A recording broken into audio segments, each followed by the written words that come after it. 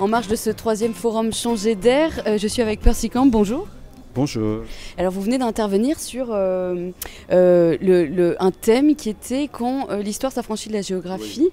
Est-ce que vous pouvez nous résumer votre message? Est-ce que c'est possible, assez rapidement? Oui.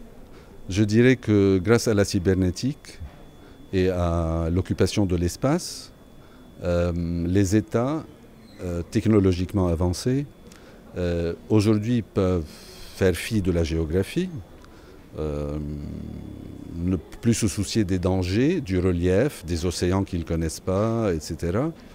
Et dominer le monde sans avoir à se soucier des montagnes, des gens qui habitent la montagne, des particularités, des individualités des gens. Et ils n'ont su, contrairement au passé où un pouvoir impérial devait occuper du territoire, aujourd'hui ils peuvent faire de la télédomination, c'est-à-dire de la domination à distance, de la télésurveillance, c'est-à-dire de la surveillance à distance.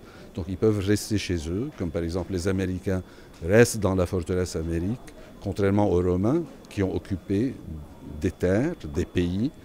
Les Américains peuvent dominer le monde sans avoir à occuper ni se soucier de gérer les gens.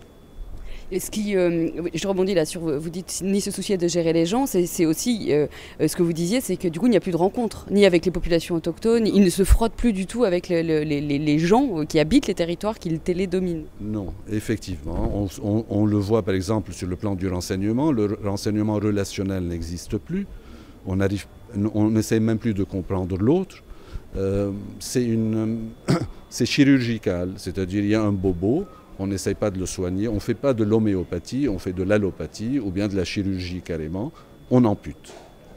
Voilà. Et si on pousse un peu plus loin ce que vous dites, il y a quand même quelque chose d'un peu, alors je sais pas, le mot est peut-être un peu fort, mais mortifère, enfin qui ne va pas dans le sens de la vie, en tout cas de la rencontre, de se régénérer de l'autre aussi, d'apprendre de l'autre,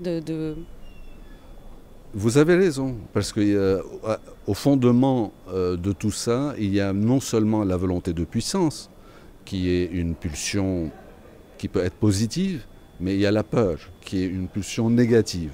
Et c'est la peur qui domine. Et comme on dit souvent, la meilleure défense, c'est l'attaque. C'est un peu ce qui se passe. Pour finir sur une note peut-être un peu plus positive, quelle once de solution ou de contre-attaque peut-être plus ouverte on pourrait se dessiner? Je n'ai pas de solution. Ce que je fais juste un constat et je dis aujourd'hui le choix pour chacun de nous, c'est est-ce qu'on veut être humain ou on veut être terrien? Si on veut être humain, il est évident que les Américains sont bien partis pour dominer le genre humain. Mais si on veut être terrien, il faut une alternative. Mais ça implique beaucoup de choses, des sacrifices qu'on veut pas faire.